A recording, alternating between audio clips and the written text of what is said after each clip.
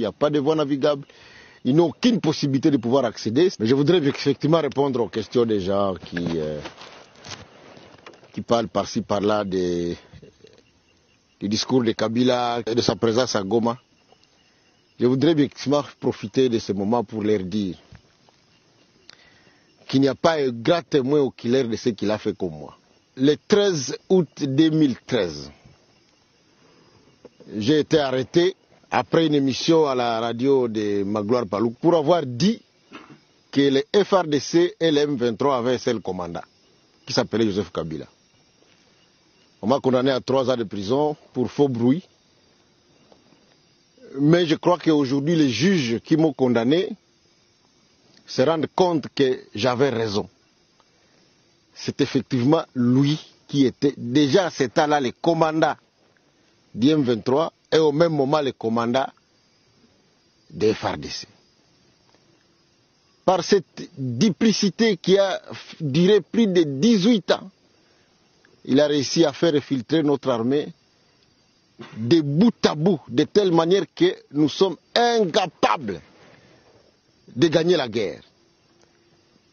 Il est allé trop loin, puisque dans les récents affrontements, il appelait individuellement des officiers qui lui sont encore fidèles pour qu'ils puissent saboter les efforts du chef de l'État, notamment en abandonnant des villages tout entiers et des villes entre les mains des rebelles.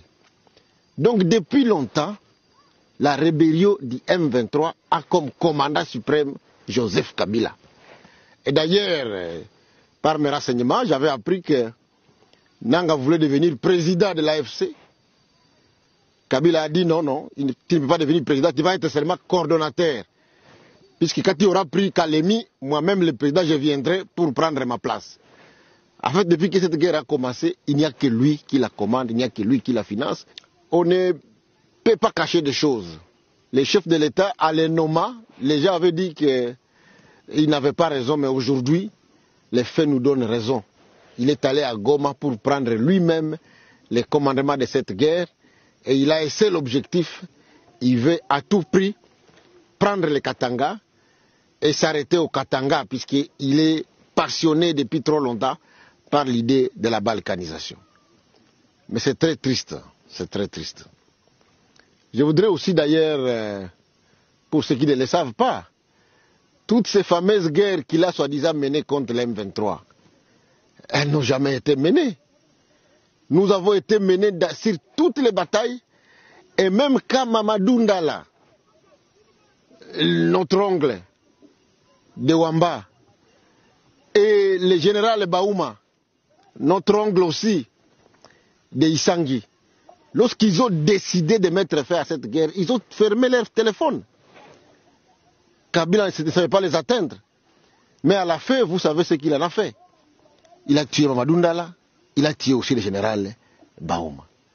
Et aujourd'hui, lorsqu'il parle du Congo oriental, vouloir se porte-parole de Baswahili, je voudrais bien vous dire que lui n'a jamais été porte-parole de Baswahili. Il n'est pas digne de l'être. Mamadou Ndala c'était Mousswahili. Baouma l'était aussi.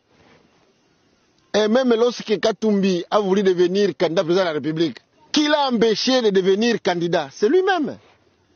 C'est pour vous dire qu'il ne peut pas prétendre que c'est lui qui est le porte-parole de Baswahili. Je voudrais d'ailleurs à cette occasion demander à mon frère Mboussa Nyamwisi que nous ici, nous sommes un peuple noble, un peuple respectable et un peuple respecté. Je sais qu'il n'est pas encore allé trop loin. Je voudrais vraiment lui demander d'arrêter d'appuyer Kabila. Kabila le trompe. Ce qu'il lui a fait avant-hier, il le lui fera encore aujourd'hui. C'est un ennemi de la République, il faut le traiter comme tel. Tous ceux qui sont en train de prétendre qu'il va les aider, je crois qu'ils se trompent. Je voudrais d'ailleurs enfin vous dire que nous avons choisi de défendre la patrie. Nous sommes des patriotes, nous sommes des Wazalendo. C'est grâce aux Wazalendo que Uvira n'est pas tombé, c'est grâce aux Wazalendo que le front n'est pas allé dans les Tanganyika et dans les Katanga.